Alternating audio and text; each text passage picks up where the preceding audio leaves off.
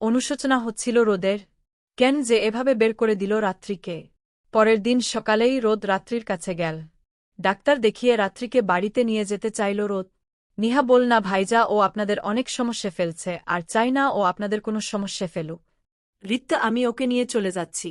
রোদ বল, সরি নিহা, আমি বুঝতে পারিনি এরকম হবে। আচ্ছা ভাইজা, একটা কথা বলুন তে, কেমন মানুষ আপনারা? ওকে কালকে এভাবে বাড়ি থেকে বের করে দিলেন। ওর যদি কেউ না থাকে তারপরেও নিহা সব সময় থাকবে। আমি ওকে নিয়ে আমার বাড়ি চলে যাব। আমার আম্মু রাত্রিকে নিজের মেয়ের মতো ভালোবাস। রোদ বল, নিহা এখন এত দূরে যেছ না প্লিজ। ওর শরীরের কন্ডিশন নিয়ে ভাবো। নিহা বল, যা খুশি হয়ে যাক, তবে আপনার সাথে ওকে যেতে দিব না। রোদ বল, নিহা রাত্রি আমার বউ। মিথ্যা। রাত্রি আপনাকে দেখে ভালোবেসে ফেলে, তাই মিথ্যা বলে রাত্রি আপনার কাছে যেতে চাইছিল শুধু। আমি ওকে সত্যিকারের বিয়ে করতে চাই। মায়া কেটে গেলে রাত্রিও কেটে যাবে। নিহা চলে গেল রাত্রিকে নিয়ে। রোদ ভাবছিল রাত্রি সুস্থ হলেই আবার ফিরে আসবে তার কাছে।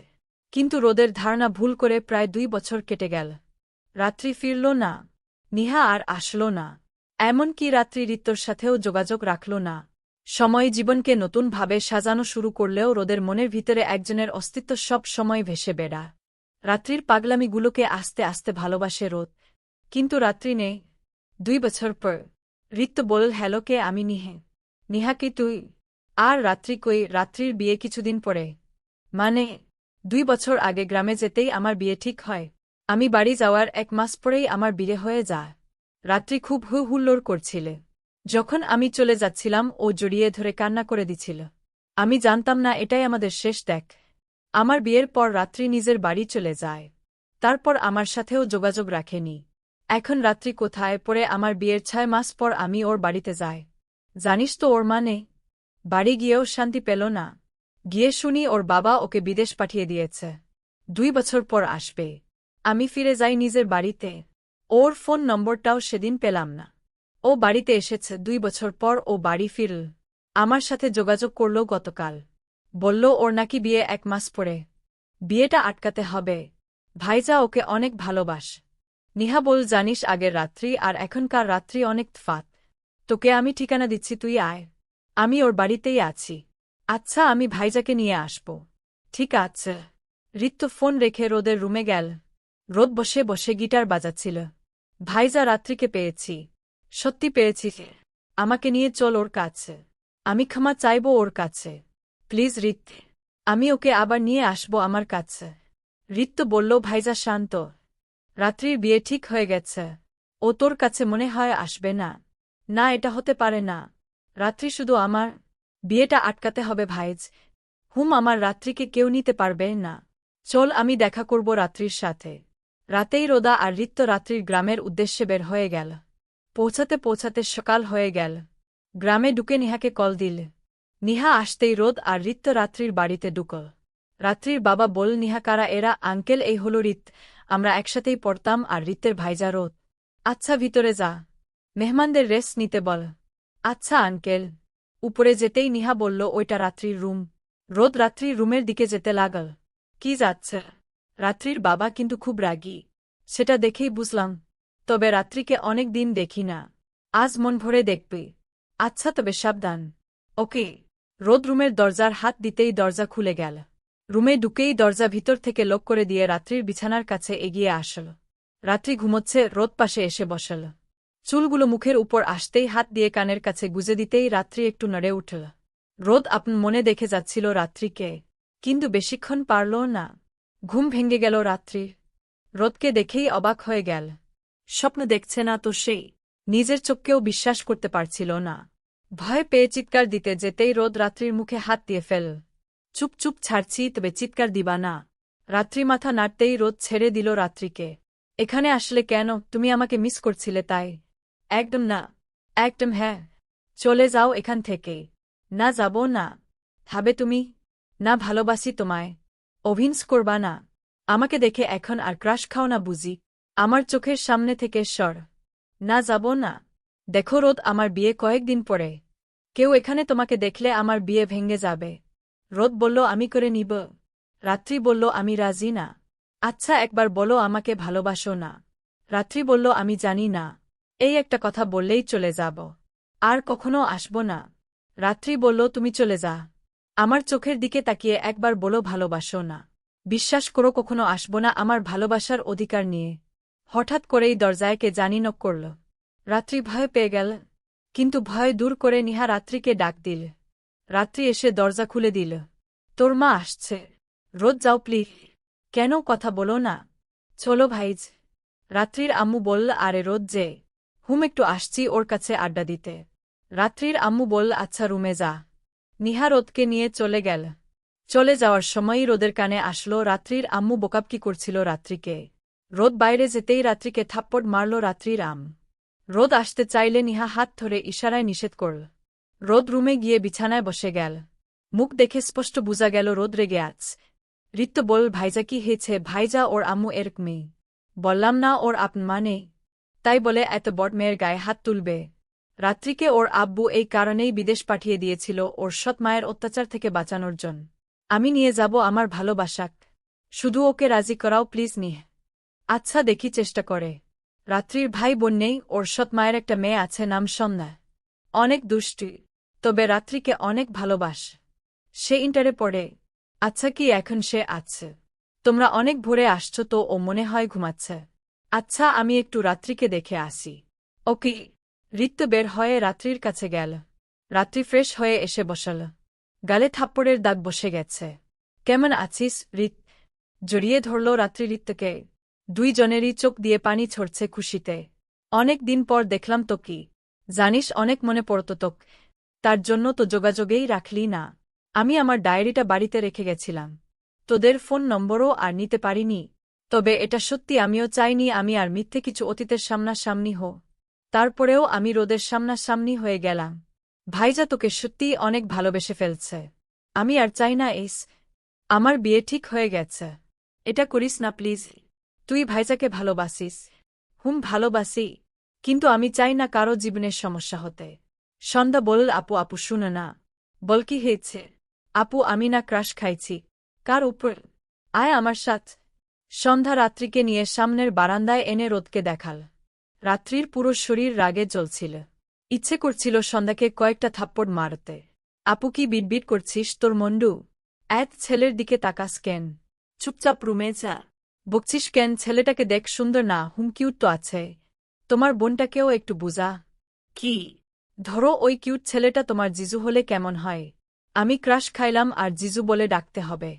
তোমার আপুও খাইছিল। অসফকে। আমি রুমে যাচ্ছি। রাত্রি চলে যেতেই সন্ধ্যা এক দৌড়ে নিচে গেল। গিয়েই রোদের সামনে বসে পড়ল। রোদ বল, নাম কি তোমার পিচ্চি? পিচ্চি বলবা না, আমি সন্ধ্যা, রাত্রির বোন। দেখো তোমার উপর ক্রাশ খাইছি। দুই বোনেরই একই অভ্যাস।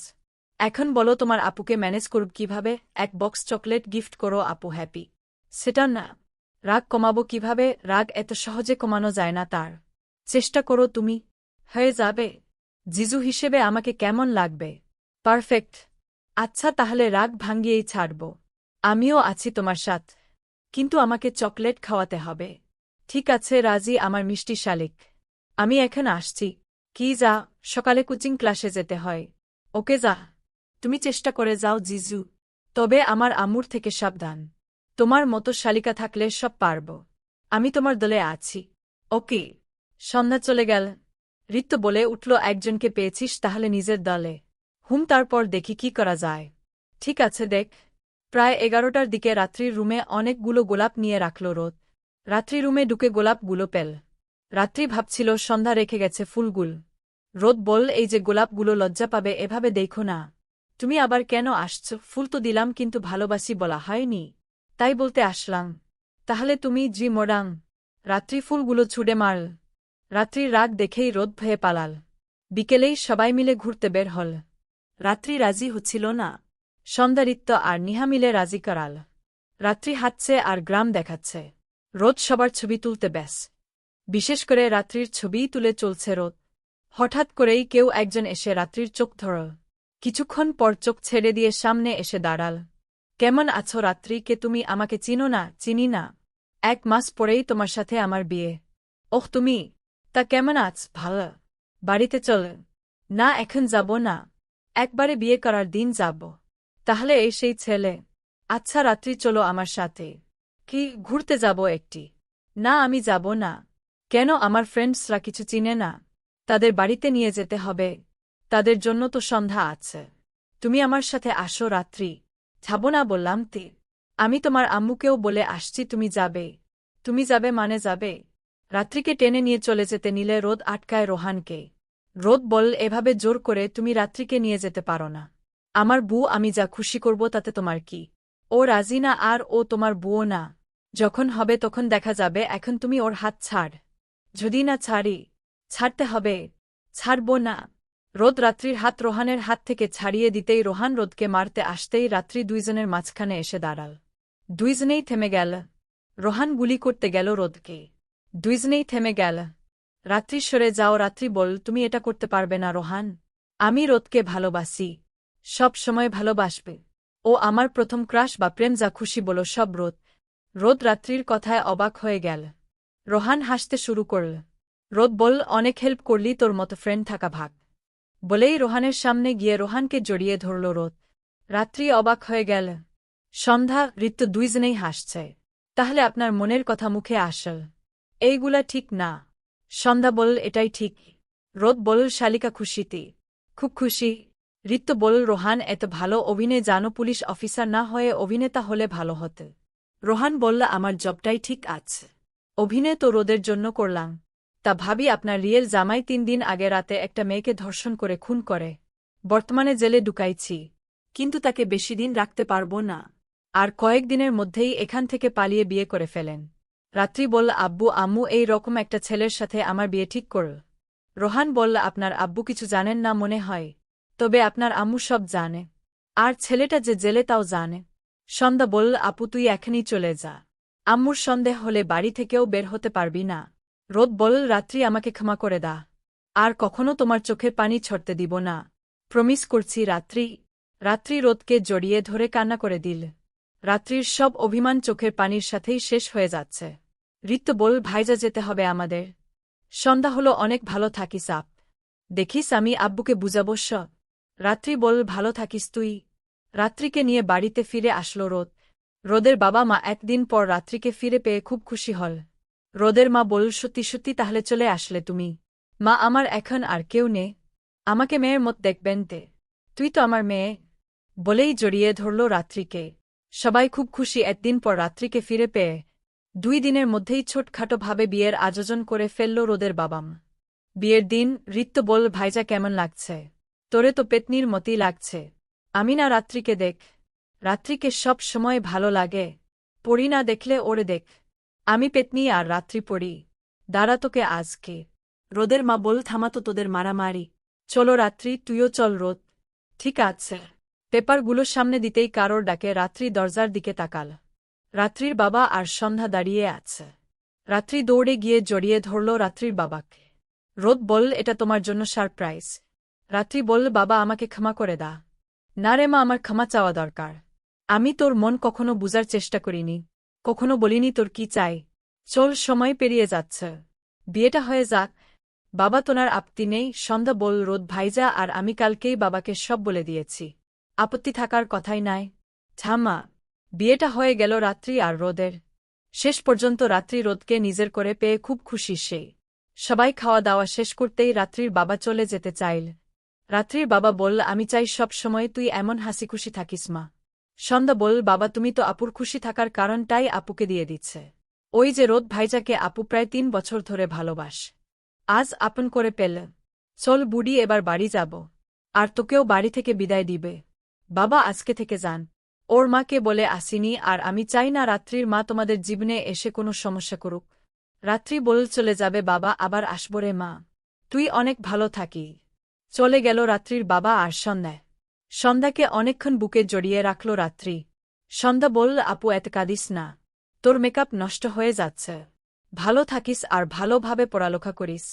বাবার খেয়াল রাখিস। ঠিক আছে আপ। তুইও কিন্তু জিজুকে একটু আদর করিস। শালিকা দেখি সব বুঝে। জিজুর শালিকা তো তাই। আচ্ছা বাবা সাবধানে যাবেন। গিয়ে কল দিবে। রাত্রির বাবা আর সন্ধ্যা চলে গেল। রাত্রির চোখ বেয়ে পানি পড়ছে। রোদ এসে চোখের পানি মুছে দিয়ে কাঁদতে নিষেধ করল। ঋতু বলল এখন ছাড়েন বাসর ঘরে দেখা পাবেন তার। বলেই রিত্য রাত্রিকে ছাড়িয়ে দিয়ে চলে গেল। রাত হয়ে গেল। রাত্রিকে সাজিয়ে বাসর ঘরে বসিয়ে দিলে। রোদ আসছে না। রাত প্রায় 1টা বেজে গেল। রোদ ঢুকে দেখল রাত্রি ঘুমোচ্ছে। বাসর রাতেও ঘুমায়। এগিয়ে এসে কপালে চুমু দিল রাত্রি। চুমু দিতেই রাত্রি নেড়ে উঠল। উঠো রাত্রি, দেরি করলে কেন? জানতাম না তো তুমি ঘুম পাগলি। আমি ঘুমাব। Good night. না, আজকে সারা রাত গল্প করব। আগামীকাল করব। বলেই রাত্রি উল্টো দিকে ঘুরে ঘুমিয়ে গেল। রোদ মাথায় হাত দিয়ে বসে রইল আর ভাবছে এই কোনো ঘুম পাগলির সাথে তার বিয়ে হয়েছে। যাই হোক, আজ বা কাল থাকব তো আমরা একসাথে সারা জীবন। এভাবেই শুরু হলো তাদের পথচলা। গল্পটি ভালো লাগলে লাইক, কমেন্ট, শেয়ার ও সাবস্ক্রাইব করে পাশেই থাকবেন। ধন্যবাদ সবাইকে গল্পটি শোনার জন্য।